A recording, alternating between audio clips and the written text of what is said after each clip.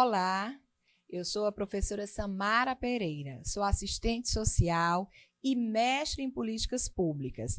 Tenho uma larga experiência na gestão de políticas públicas, especificamente políticas sociais e políticas no campo da educação. E venho hoje conversar com vocês nesse curso de gestão de políticas públicas sobre um tema super importante. O nosso tema da aula de hoje é políticas públicas no Brasil contemporâneo. E a nossa imagem de abertura já nos diz muito sobre esse tema. Fala, de uma maneira geral, sobre a realidade na qual nós vivemos na atualidade, contemporaneamente. Fala dos nossos desafios em relação à convivência humana, em relação à tecnologia e em relação à pandemia, que é um grande desafio posto hoje à nossa sociedade, posto ao Estado brasileiro e posto ao mundo como um todo. Nós vamos, então, dentro dessa temática, recapitular alguns conceitos básicos e, a partir daí, explorar os temas que constituem o cerne da nossa discussão no dia de hoje. Passamos, então, para o nosso primeiro slide, que traz agora os temas que serão discutidos dentro do curso de Gestão e Políticas Públicas: o sistema de proteção social, políticas sociais e a cidadania no Brasil, as questões contemporâneas e as relações entre Estado e sociedade civil e o cenário das políticas públicas no Brasil hoje. Cenário esse que é bastante desafiador, cheio de incertezas acerca dos nossos modos de ser, de viver, de executar, pensar as políticas públicas dentro da nossa realidade.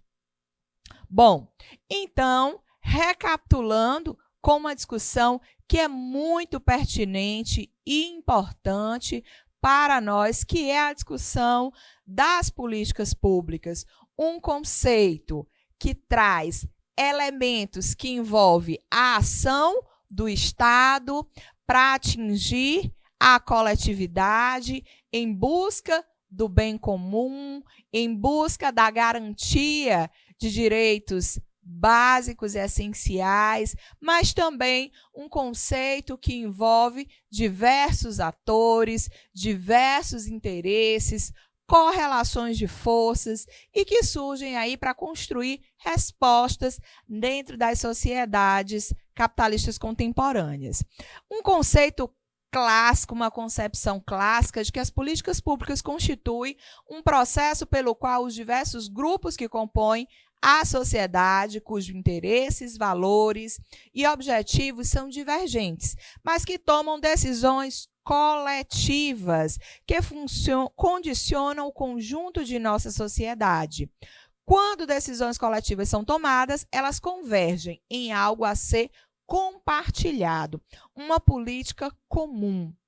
Então, essa ação do Estado, que é deliberada por um governo específico, mas não apenas por esse governo, mas de alguma forma com a participação da sociedade, a partir de pressões de diversos atores, sejam indivíduos como um cidadão, sejam empresários, sejam conselhos, sejam movimentos organizados da sociedade civil, que tem aí também a possibilidade de influenciar, de colocar alguns temas, algumas situações como pauta dentro da agenda de governos e também aí propor, de alguma forma, alternativas e soluções que será deliberada por atores que estão revertidos de um poder que é concedido por nós, por cada um de nós, a partir do nosso voto, né, daqueles que compõem o executivo, naqueles que compõem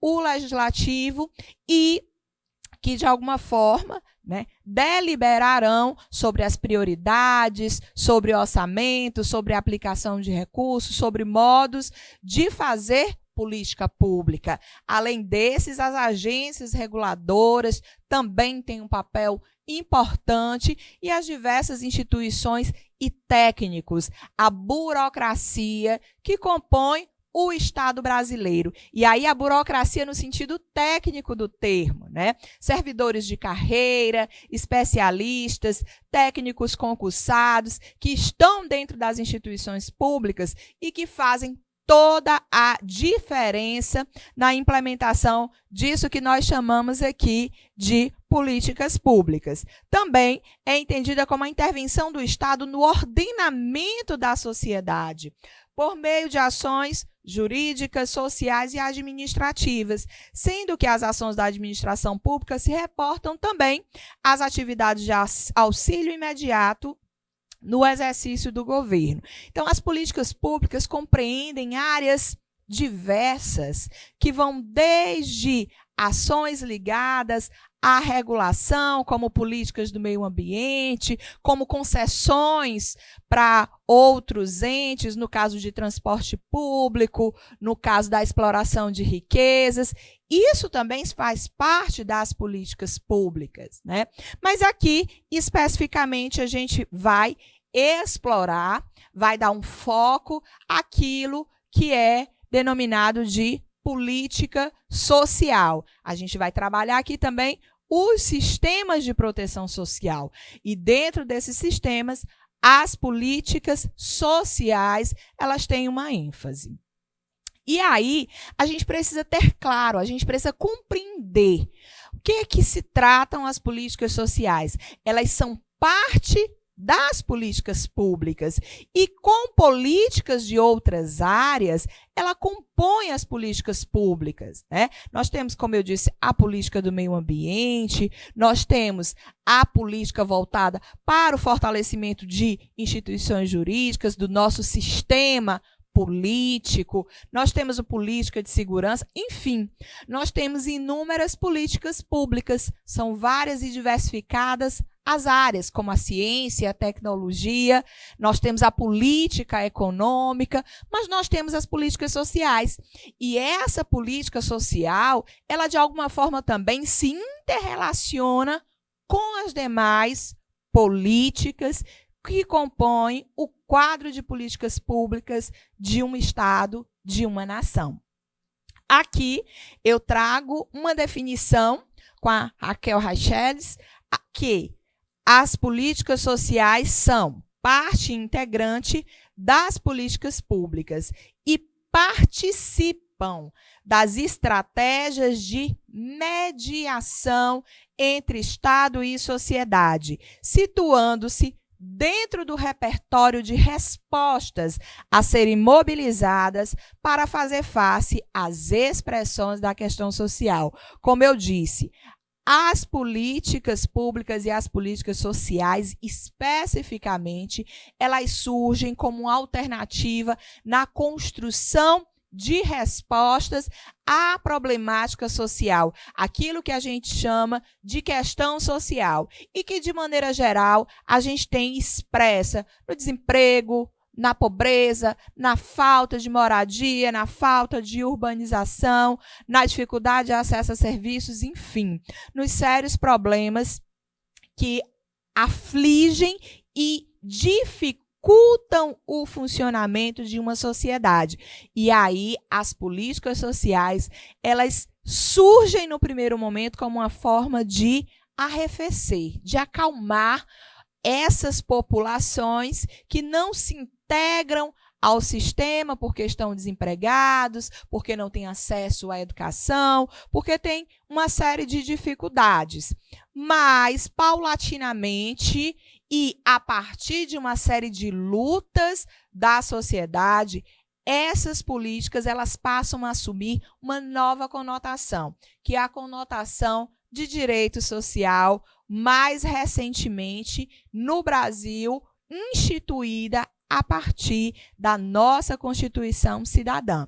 Então, as políticas sociais são parte das políticas públicas e se relacionam com as demais políticas. Bom, entrando naquilo que é um dos temas principais que a gente traz para essa aula de hoje. Nós temos o quê? A definição do sistema de proteção social, tratando de um dos temas que constitui objeto central dessa nossa aula de hoje. A definição de sistema de proteção social. Eu trago também uma concepção clássica de Silva, Yazbek e Giovanni.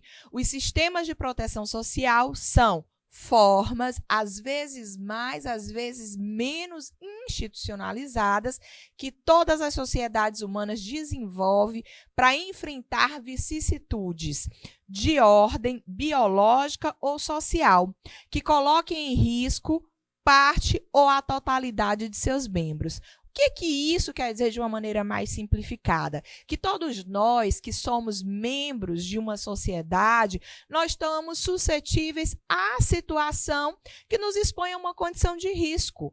Né? A mulher, quando está grávida e precisa se afastar do trabalho, ela precisa ser protegida, ela precisa ter garantias por parte desse Estado, uma vez que há muito tempo atrás quem realizava isso? As próprias comunidades, a família, as instituições filantrópicas. E no Estado moderno nós temos exatamente a figura do Estado através da proteção social institucionalizada. Institucionalizada em leis, instituições, garantias que nos traz segurança para viver nessa sociedade. A gente precisa ter a segurança da proteção para quando nós chegarmos na velhice, nós temos a certeza de que teremos uma renda que nos permitirá viver plenamente a nossa velhice. As crianças precisam ter a proteção do Estado para saber que no momento em que a família falhar, no momento que a família faltar ou no momento que a família precisar, esse Estado estará ali disponível para amparar, para proteger, para guardar aquela criança ou aquele adolescente. Mas aí não é só a criança, o adolescente, a mulher, o idoso. Não, é qualquer um de nós, enquanto ser social que for submetido a uma situação de risco.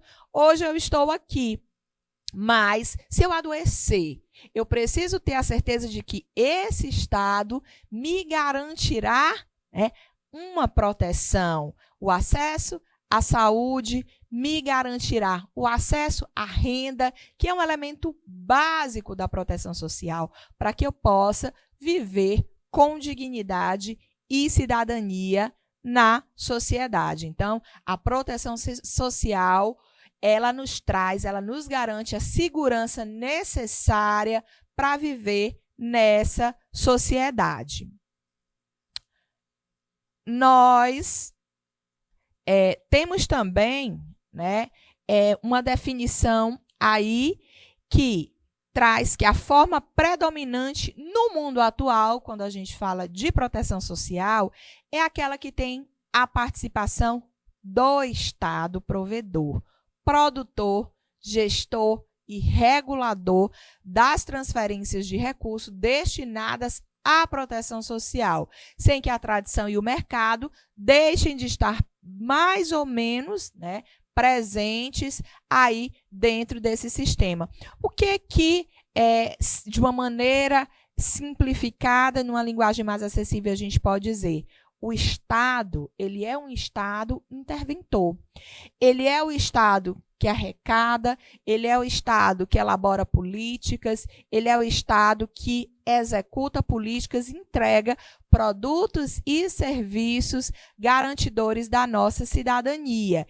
Esse é o Estado provedor, produtor, gestor e regulador dessa transferência de recursos que ele arrecada no seio da sociedade. Mas o Estado, ele não é exclusivamente o único provedor. Nós temos as organizações da sociedade civil, instituições filantrópicas, instituições as mais diversas, que também oferecem serviços, né, que prestam aí de uma forma bastante tradicional, há muito tempo, né? Garante o acesso à proteção social a públicos específicos. E nós temos também empresas que, através de suas fundações, ações de responsabilidade social, também contribuem para esse sistema de proteção social. Mas nós temos um ator que é principal, nós temos uma figura central, uma figura da qual nós podemos, nessa sociedade democrática de direito estabelecida, cobrar, que é o Estado, que deve ser esse ente garantidor da proteção social, a despeito das outras formas que existem e continuarão a existir e têm uma participação importantíssima dentro da sociedade. Um exemplo são as organizações da sociedade civil, que são, inclusive, reconhecidas pela Política Nacional de Assistência Social, falando especificamente nesse campo, e que podem agir em colaboração com o Estado, que, inclusive, tem autorização para, dentro das normas legais, transferir recursos a algumas instituições que demonstrem capacidade técnica e jurídica para a execução de políticas públicas. Bom, esses sistemas de proteção social, que representam formas históricas de um consenso político, de sucessivas e intermináveis pactuações, que, considerando as diferenças existentes no interior da cidade, buscam incessantemente responder ao menos 3 questões. Quando a gente fala de um sistema de proteção social, e para dizer se esse sistema de proteção social ele é mais abrangente ou ele é menos abrangente, nós precisamos responder a algumas questões, né? Quem será protegido?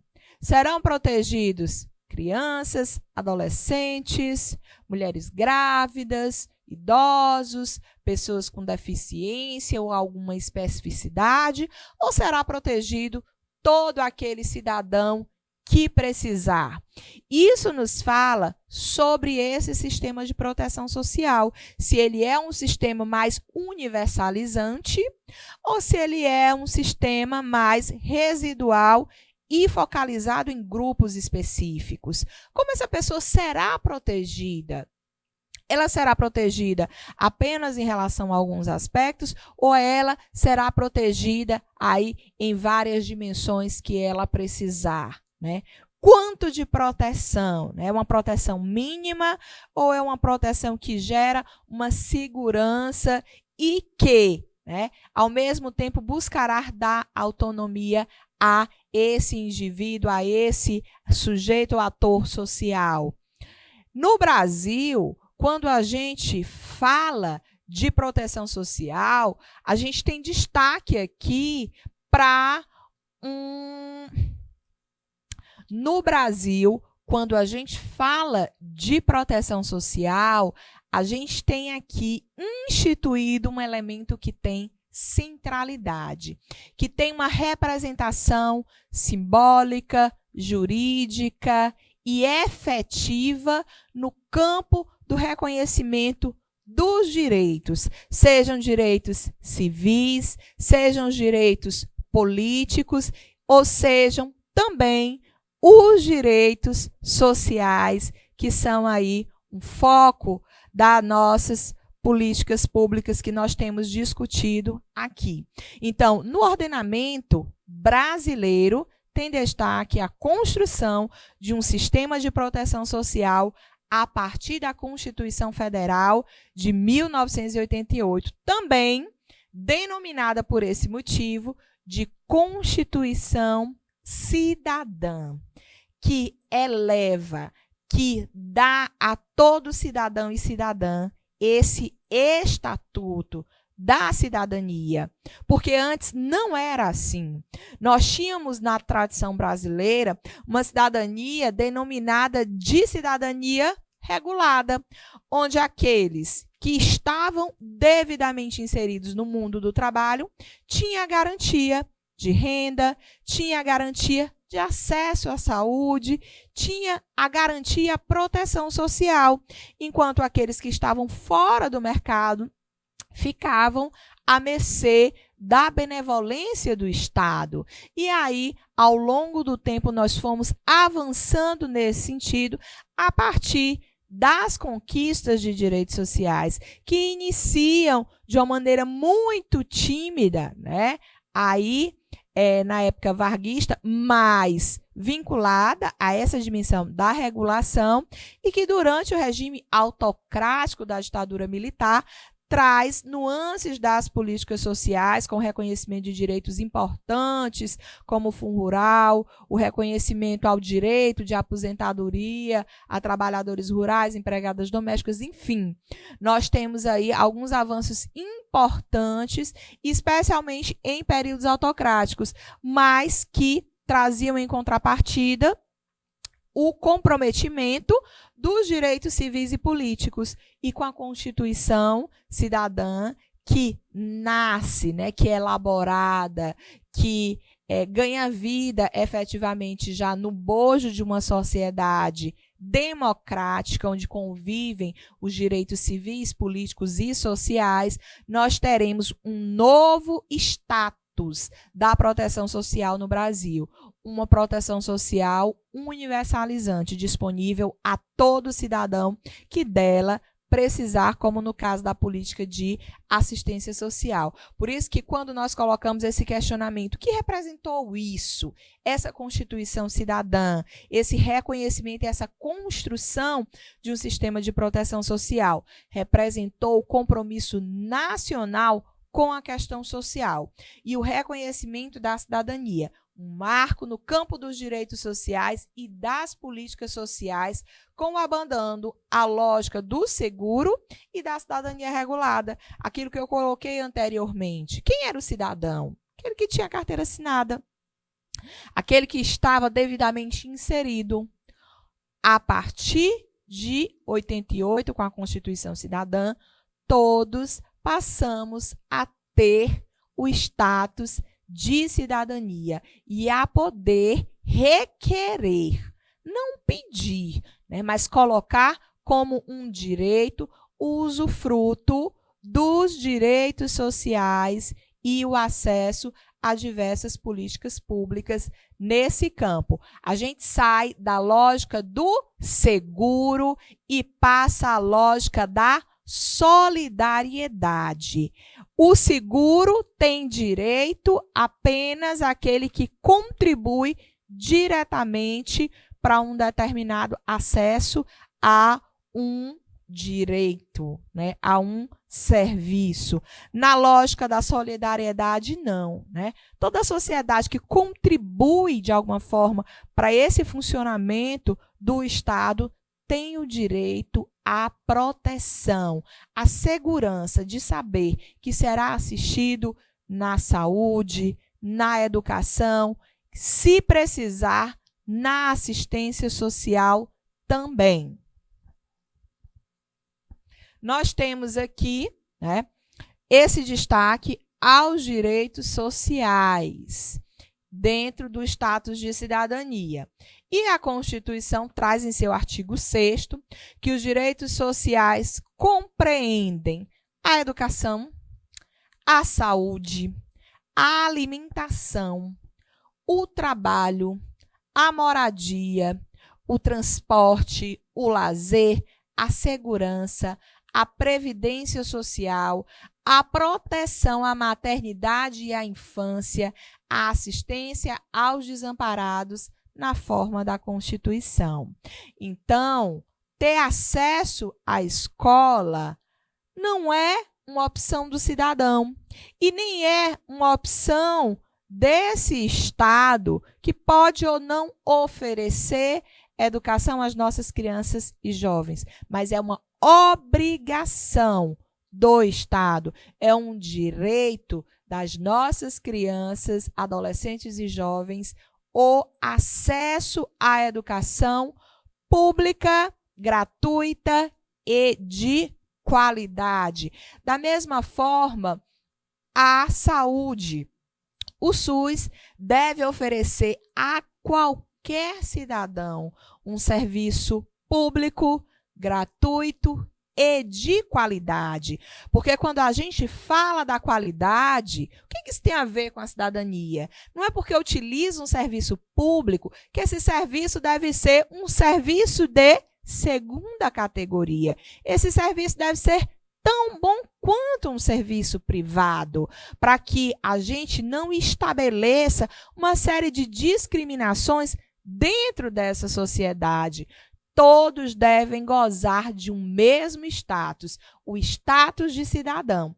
E esses serviços oferecidos por esse Estado também têm uma participação importante, essencial, na verdade, na garantia desse status de cidadania.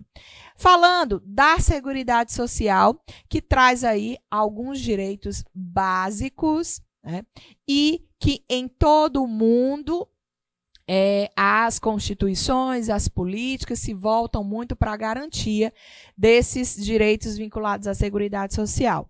Seguridade Social compreende um conjunto integrado de ações de iniciativa dos poderes públicos e da sociedade destinados a assegurar os direitos relativos à saúde, à previdência e à assistência. É obrigação do Estado brasileiro reservar recurso, garantir a execução dessas políticas que trazem uma segurança para a gente. Essa nova agenda estabeleceu-se em meio à arena política, onde se travaram as lutas e negociações entre os diferentes atores políticos, o Congresso Nacional na Assembleia Legislativa, na Assembleia, voltando.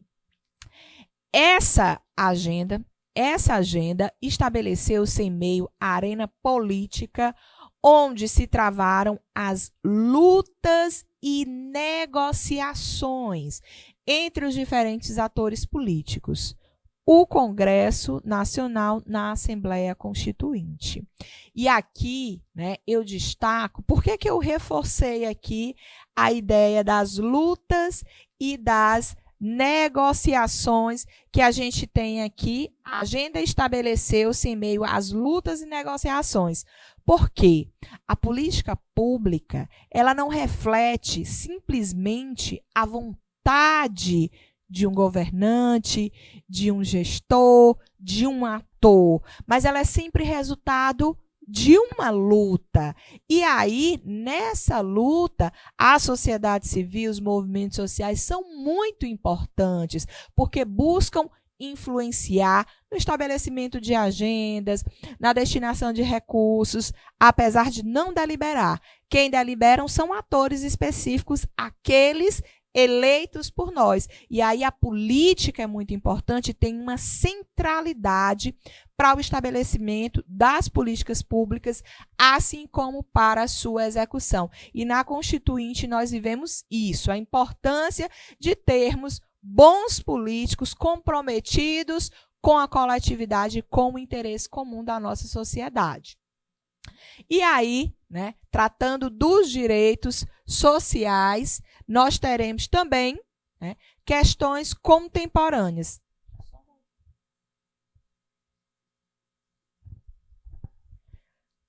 No tratamento dos direitos sociais, nós teremos também um item importante da nossa discussão, que são as questões contemporâneas e as relações entre o Estado e a sociedade.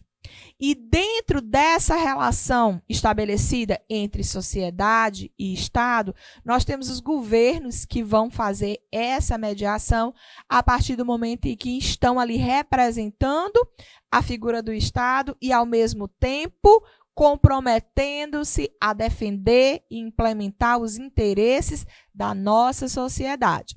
E nos últimos anos, o que nós temos presenciado em relação a esses governos? O processo de reorientação das políticas públicas no Estado brasileiro, um processo de reorientação e reorganização que nasce a partir da Constituição Federal e que cada governo, né, dá um direcionamento. E esse direcionamento ele tem sido pautado a partir de uma lógica de reforma do Estado pela esfera federal. Às vezes mais, às vezes menos, às vezes mais casado com políticas sociais, outras vezes privilegiando-se mais políticas econômicas, e a gente vai discutir um pouco sobre isso nessa aula também. A área da Seguridade Social apresenta-se como uma das áreas onde se configuram embates técnicos e políticos em torno de projetos e das estratégias de reforma em um processo complexo que se desdobra em vários níveis de governo, porque tudo aquilo que é deliberado a nível federal tem implicações e repercussão sobre o Estado e sobre os municípios, que são aí os atores que executam na ponta aquilo que é deliberado a nível federal. E aí nós teremos, nos diferentes governos, né, e eu retomo aqui alguns dos principais, nós tivemos o governo Collor, que foi o primeiro governo democrático, pós-Constituição, com eleição democrática e que sofreu impeachment por uma série de escândalos, que foi seguido e sucedido por Itamar Franco, e depois nós tivemos um novo governo estável, que passou 8 anos na gestão do Estado brasileiro, que foi o governo do FHC, de 95 a 2002. E o que é que nós tivemos? Né? Dentro daquele contexto, era necessário uma política econômica que garantisse uma moeda forte, e o foco do governo foi na estabilidade macroeconômica e na reforma desse Estado, que era um Estado bastante pesado, endividado e que precisava de alternativas. Também na descentralização e participação política, como a criação dos conselhos de direito, que foram bastante expandidos durante o governo de FHC, e um foco importante no crescimento econômico aliado às políticas sociais, onde nós tivemos as políticas de transferência de renda, tendo início no Brasil e funcionando bem a partir de condicionalidades, com o programa Bolsa Escola e também ações de geração de trabalho e renda.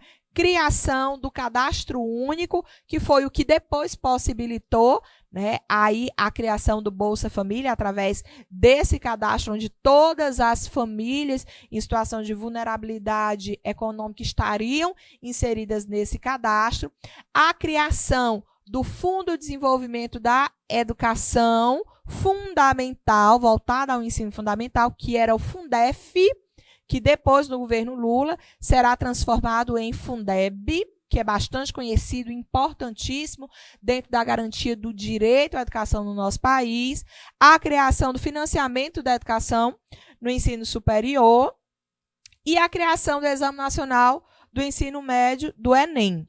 A reforma do SUS, né, a ampliação, o fortalecimento e reforma do SUS, criação de um programa de formação de trabalhadores na área da saúde e a reforma da Previdência, né, além também de privatizações, que foi um dos elementos que marcou o governo FHC, como as telecomunicações, que passaram a ter uma outra lógica e forma de funcionamento e possibilitou o acesso à tecnologia entre grande parte da população. Mas esse governo sofre uma crítica muito grande, especialmente por conta das suas reformas voltadas para a Previdência Social, porque o Brasil historicamente sofre com déficit fiscal, muda-se o perfil da população, é necessário reforma, mas como será essa reforma, de que maneira atingirá,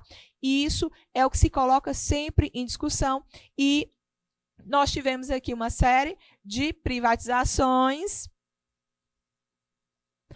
Nós tivemos aqui no governo FHC uma série de privatizações, mas também avanços na política social e instituição de aspectos super importantes como o CAD único, o Bolsa Escola e o acesso, a ampliação do acesso ao ensino superior dentro dessa gestão.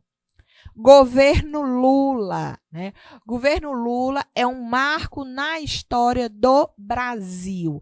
É a primeira vez que um trabalhador ascende ao posto de presidente da República. Na sua quarta eleição, era a quarta vez que ele concorria, e aí ele chega no poder trazendo por parte da grande massa da população o sentimento de esperança de um Brasil mais voltado para os pobres, para o social, para a classe trabalhadora. E o que é que nós temos no governo Lula, né? Nós temos já uma moeda estável, que é um legado do governo anterior, e o Lula consegue ter aí um plano de governo focado em políticas desenvolvimentistas. A sua agenda busca conciliar o econômico e um forte investimento também no social. Nós temos a criação do Fundo de Desenvolvimento da Educação Básica, nós temos o fortalecimento do financiamento do ensino superior, com a expansão das universidades públicas, mas também e especialmente com o fortalecimento do financiamento das instituições privadas, com o FIES, continuidade, e a criação do ProUni com bolsas integrais a estudantes oriundos de escola pública, né? Nas universidades nós tivemos o REUNI, que foi esse programa de reestruturação das universidades brasileiras, a instituição do sistema de cotas, que foi desenhado pelo governo FHC e foi implantado corajosamente pelo governo Lula, a continuidade dos programas de transferência de renda de uma forma aperfeiçoada, melhorada, mas trazendo também a semente do que foi plantado pelo governo anterior. Nós teremos a criação desse grande programa que é aí, né, conhecido nacionalmente e reconhecido internacionalmente, que é o Bolsa Família. O primeiro programa que ele traz é o Fome Zero, que não foi bem sucedido, mas que como foco da sua bandeira era o enfrentamento à fome e a miséria, né? O Fome Zero foi o primeiro instituído, mas o programa de sucesso foi o Bolsa Família, que é um programa importantíssimo, é um programa vinculado a outras políticas públicas, porque quando a gente pensa a política social através do Bolsa Família, ele é um programa que repercute lá na educação, com o aumento da permanência de crianças e jovens na escola, com a diminuição de reprovação, de retenção, com uma sociedade que passa a ser mais escolarizada.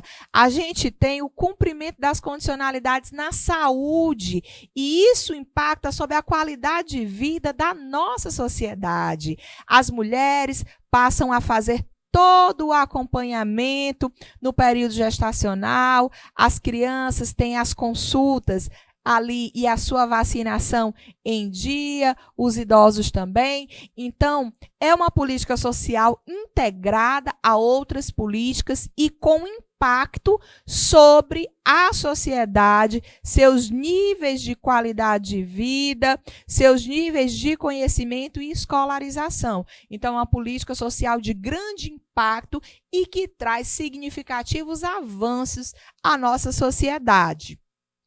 A assistência social com a implantação do SUAS. Então, a gente vê esse crescimento da assistência social através do Sistema Único de Assistência Social. Além do SUS, a gente passa a contar com o SUAS. O que significa dizer que o Estado passa a investir em estruturas, passa a investir em corpo técnico para a execução das políticas, passa a investir na gestão dessa política, passa a investir no fortalecimento dos diversos programas sociais no campo da assistência social. E esse foi um grande avanço dentro do governo Lula, que foi a implantação do Sistema Único de Assistência Social. Na educação, com a ampliação da rede federal de educação, nós tivemos aí, né, os institutos federais sendo expandidos de uma maneira forte como uma estratégia de desenvolvimento local e regional dentro da educação. Mas esse governo a despeito de tudo isso que gerou, né, tem o Pronaf, que nós não colocamos aí, mas que foi também importantíssimo dentro do governo Lula, o acesso ao microcrédito pelo trabalhador rural para o desenvolvimento lá das ações do campo, o programa de aceleração do crescimento e a criação do Minha Casa Minha Vida ao final da sua gestão. Mas esse foi um governo também marcado por escândalos de corrupção que colocou o Brasil, né, em destaque nacionalmente de uma maneira negativa. Nós subimos no ranking da corrupção por uma série de escândalos de assessores, técnicos, ministros, ligados diretamente à figura do presidente da República, mas que, apesar de todos os escândalos, apesar de todo o comprometimento que houve em relação ao seu sistema de gestão, em relação à lisura, em relação à imparcialidade, em relação à maneira como alguns dos seus técnicos mais diretos trabalhavam, ele conseguiu avançar muito em relação às políticas sociais e fez a sucessora, que foi a presidenta Dilma, eleita em 2010 e que assumiu aí o governo em 2011 e que era uma assessora direta, uma das assessoras que não teve a sua imagem manchada durante a gestão e foi aí a escolhida para dar continuidade a esse modelo do Estado, um modelo interventor, um Estado com forte investimento no social, com forte investimento em infraestrutura, mas que, do ponto de vista econômico, trouxe também um grande endividamento, né, um aumento da dívida pública, especialmente a dívida interna, e que chega ao governo Lula com uma expectativa de poder dar continuidade e realizar o que não tinha sido realizado anteriormente. Então, nós vamos ter a ampliação desse programa, que foi o maior programa habitacional já conhecido na história do Brasil, que é o programa Minha Casa Minha Vida, o plano de aceleração, né, do crescimento do Brasil, que foi o PAC, também marcado por muitos atrasos na entrega de obras, em desvio de recursos. Um programa importantíssimo para os trabalhadores, que foi o Pronatec, o Programa Nacional de Acesso ao Ensino Técnico. Mais educação, que traz a perspectiva de ampliação do tempo de permanência de crianças e adolescentes na escola, que para a nossa realidade de país em desenvolvimento, que convive com a grande desigualdade social e, portanto, uma grande desigualdade de condições sobre as possibilidades de desenvolvimento das nossas crianças e jovens, é importantíssimo a ampliação do tempo de permanência na escola, ampliação do Bolsa Família, regulamentação e fortalecimento do Sistema Único de Assistência Social, programa Mais Médicos, que foi bastante polêmico, especialmente em decorrência do corporativismo da categoria de médicos no nosso país, reforma da Previdência, foi um governo também onde a Previdência, mais uma vez, foi alvo de reforma, em decorrência do déficit fiscal, em decorrência do aumento da expectativa de vida da população e de se ter que buscar alternativas para se manter a Previdência no Brasil.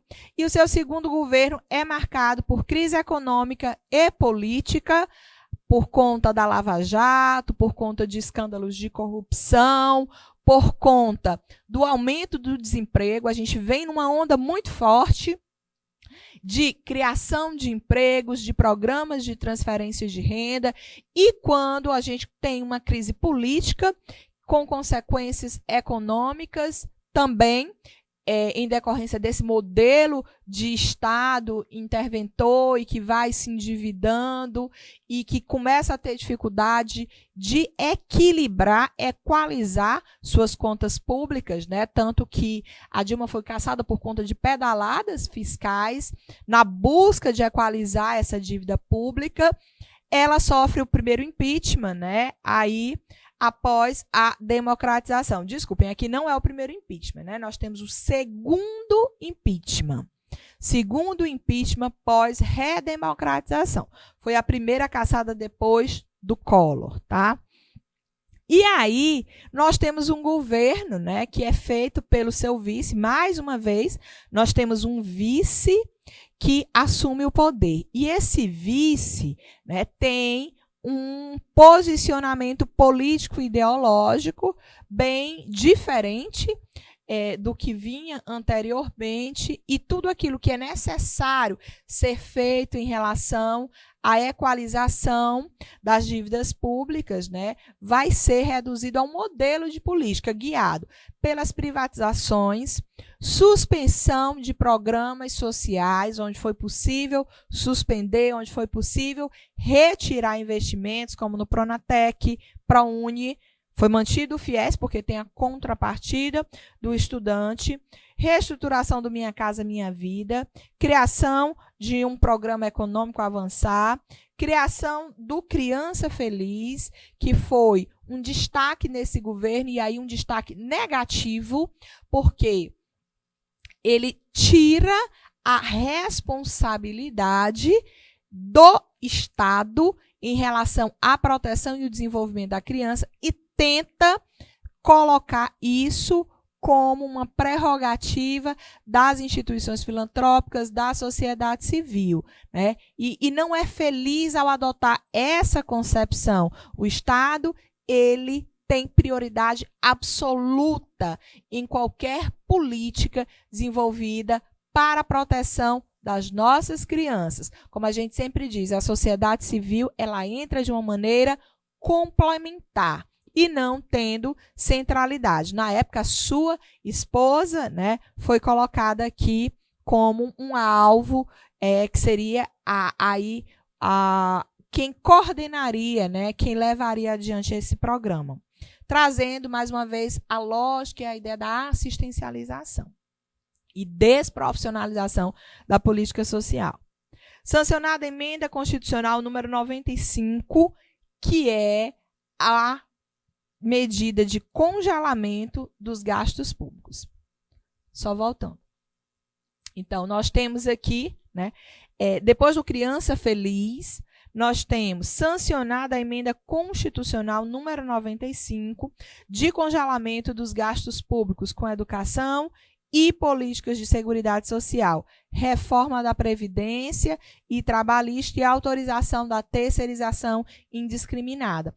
Quando a gente olha, né, para a emenda constitucional número 95, a gente vê exatamente um governo que não tem a educação, que não tem a saúde, que não tem a assistência social como prioridade. Por isso que houve a aprovação dessa emenda constitucional, que representou aí, né, um dano muito grande para a sociedade, que não poderia mais, o Brasil não pode fazer com que os investimentos nessas áreas cresçam por um longo período de anos, né?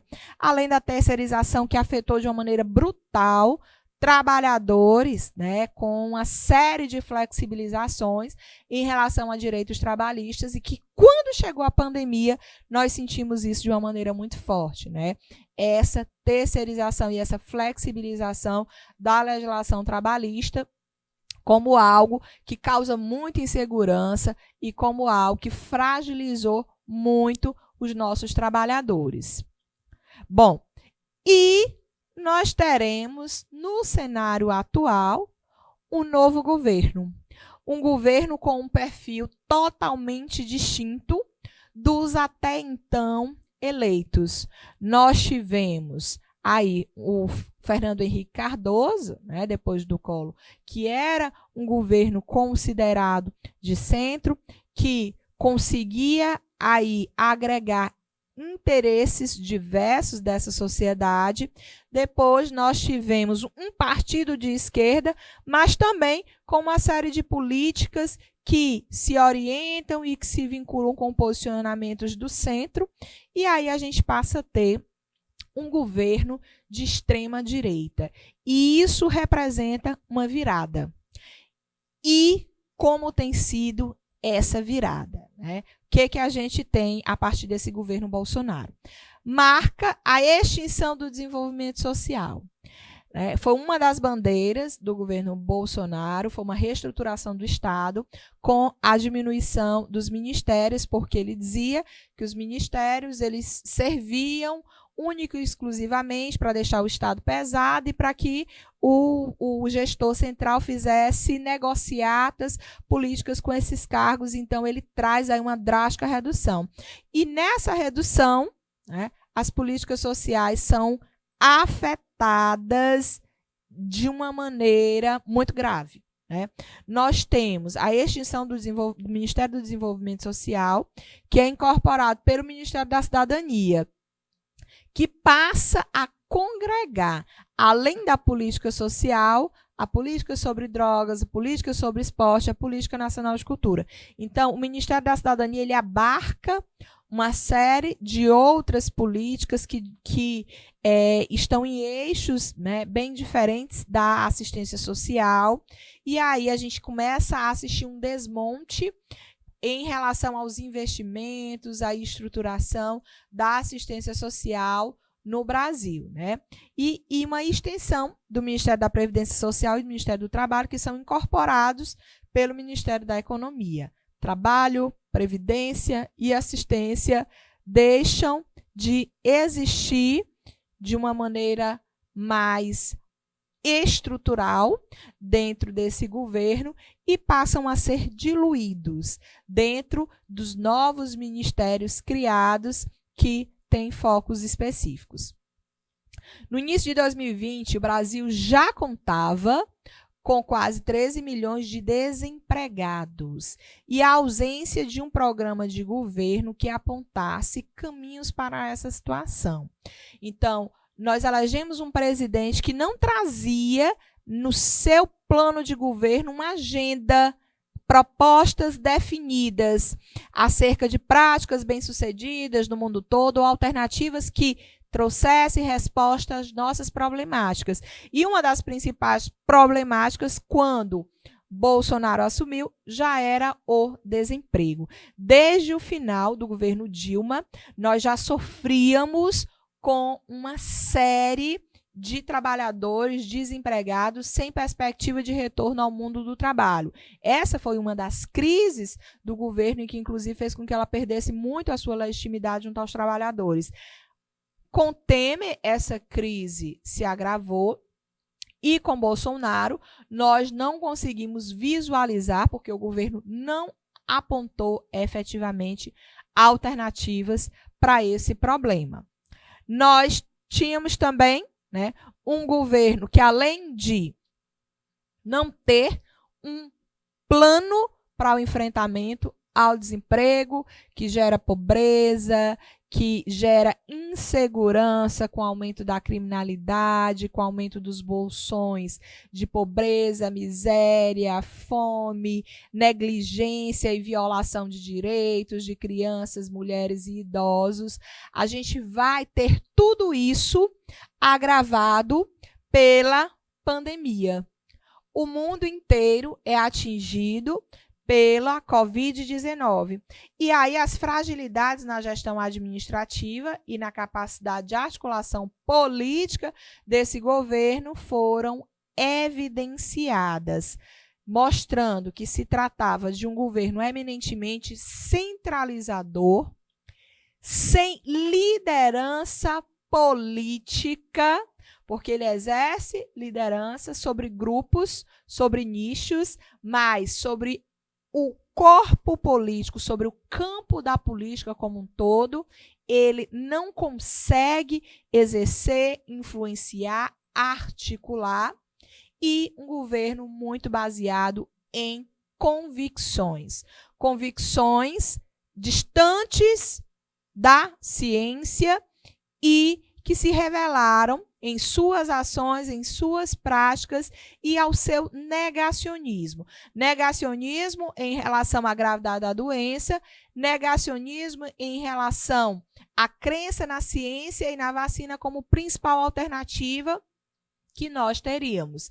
E aí nós passamos a ver um Estado federativo onde governos e municípios tiveram que se articular, se movimentar, criar estratégias e terem a sua autonomia e capacidade de gestão garantida por entes como o Supremo, que em muitas situações colocou de uma maneira clara que estados e municípios teriam prerrogativas legais para adotar e tomar as medidas necessárias à proteção da vida e enfrentamento à pandemia na nossa sociedade. Então, o que a gente tem nesse governo? A saúde não foi capaz de controlar a contaminação e as mortes por Covid, o nosso sistema, que é um sistema, né, que é modelo no mundo todo, não teve naquele momento a capacidade de construir rapidamente respostas a partir do governo central. Por isso que eu disse que estados e municípios tiveram que se movimentar.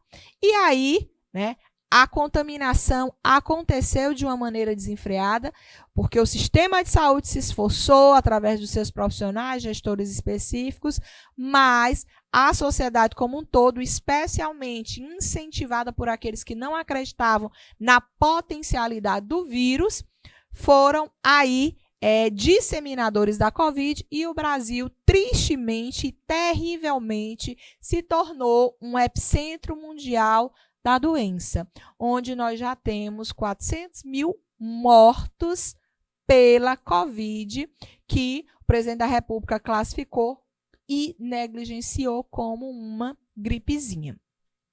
A economia no mundo entrou em recessão. E os diferentes governos criaram alternativas a essa recessão. O Brasil é uma das grandes economias do mundo. O Estado brasileiro sofre com a desigualdade, não com a ausência de riquezas. Então, o Estado deveria construir respostas sólidas que dessem suporte a todos aqueles afetados diretamente pela Covid, e aí ao segmento econômico. Mas o que a gente vê, de maneira geral, é que os trabalhadores informais e que os pequenos empresários foram os mais afetados exatamente por não disporem de fundos, por trabalharem no dia a dia, gerarem riqueza no dia a dia. Para os trabalhadores informais, nós tivemos aprovado pelo Congresso Nacional o auxílio emergencial, que o governo, no primeiro momento, queria que fosse um valor bem menor, mas que após a aprovação do Congresso, né, nós passamos de 200 para, no primeiro momento, um valor de R$600, podendo chegar a R$1.200, e que no segundo momento veio num valor bem menor, mas que traz uma alternativa aos informais, uma alternativa com descontinuidade, porque a pandemia só se agravou, né, e aí muitos informais, desempregados, passaram ainda um período longo, sem receber auxílio, aumentando os bolsões de pobreza, a situação de miséria, agravando e dificultando o enfrentamento da Covid no nosso país, né? E trazendo esse título para o Brasil como o epicentro da crise da Covid, uma ameaça ao mundo, se tornou a nossa nação. O Brasil hoje é um país que se encontra dividido, é um país que se encontra polarizado politicamente e sem um rumo definido, sem uma agenda coletiva bem definida. E a gente que trabalha com política pública, a gente precisa ter claro esse contexto e de que maneira esse contexto repercute sobre as políticas. Nós precisamos encontrar aquilo que é essencial, é a sociedade, é o que a sociedade precisa para existir com segurança, para existir com dignidade e para existir com respeito aos direitos democráticos, que precisa ser a prioridade e que deve ser o nosso elemento orientador da agenda das políticas públicas.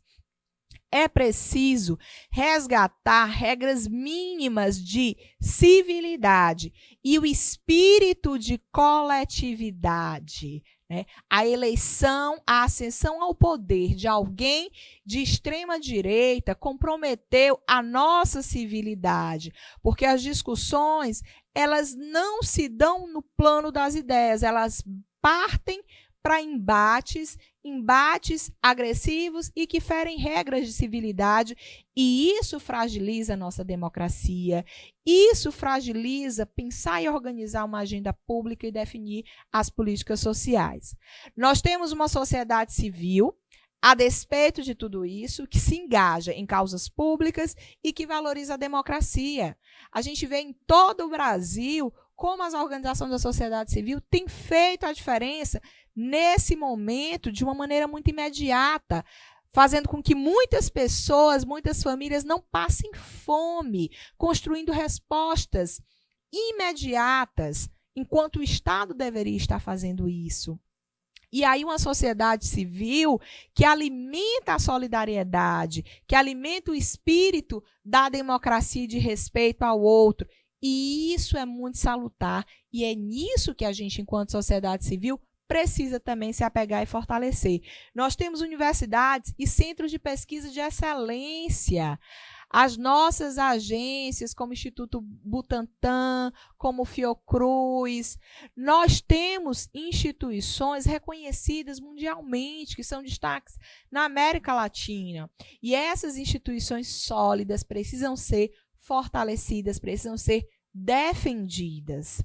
A política precisa voltar-se aos valores fundamentais da democracia, da integração social e do interesse público, para que nós possamos retornar as políticas públicas aos trilhos, para que o interesse comum, para que o cumprimento de garantias fundamentais possam ser aí consolidadas dentro do nosso Estado democrático de direito, para que as pessoas possam viver com segurança, com respeito e com dignidade. E é nesse contexto que a gente lança essa questão para vocês que já são ou que serão gestores de políticas públicas, e onde essas políticas públicas, que tem várias áreas, tem uma que a gente traz como destaque, que são as voltadas à garantia dos direitos sociais. Qual o futuro dos direitos sociais? O futuro dos direitos sociais, ele está estritamente relacionado às formas de governo, à participação da sociedade civil e à definição de uma agenda de políticas públicas que garantam os direitos sociais conquistados. É preciso que todos nós e que cada um de nós tenha plena consciência disso, do nosso papel e da nossa missão enquanto cidadão e enquanto gestor de políticas públicas para a garantia dos direitos sociais. E aí, o que nós precisamos? Eu trago para vocês aqui no encerramento desse nosso diálogo, dessa nossa troca, porque eu estou aqui, mas eu tenho certeza que vocês estão aí também refletindo, anotando, fazendo as ponderações de vocês, e eu aqui, à medida em que tento dialogar com vocês, também refletindo sobre o que trago aqui. O que nós precisamos? Precisamos encarar o problema dos outros, como de todos nós. Um gestor de políticas públicas precisa ter esse olhar, sair do seu lugar e tentar se encontrar nesse lugar, que é um lugar de todos. O que todos precisam para viver melhor? O que todos precisam para viver seguros? O que todos precisam para a gente ter uma sociedade mais solidária, para a gente ter uma sociedade de respeito à dignidade de cada criança, cada adolescente, cada homem e mulher, cada idoso, população LGBT, pessoa com deficiência ou necessidades específicas. pobres, miseráveis. O que essas pessoas precisam? Enquanto gestor, a gente precisa disso. Encarar o problema dos outros como de todos nós, visto que são problemas públicos. Abrirmos uma janela de oportunidade para que as políticas públicas que produzimos façam, de fato, diferença para a sociedade em que todos nós vivemos. Cada um de nós tem um papel decisivo e fundamental na elaboração, na execução, na avaliação das políticas públicas que representam para muitos a única esperança de uma vida melhor. Essa é a nossa mensagem dentro desse módulo aos futuros avaliadores de políticas públicas. Obrigada, gente.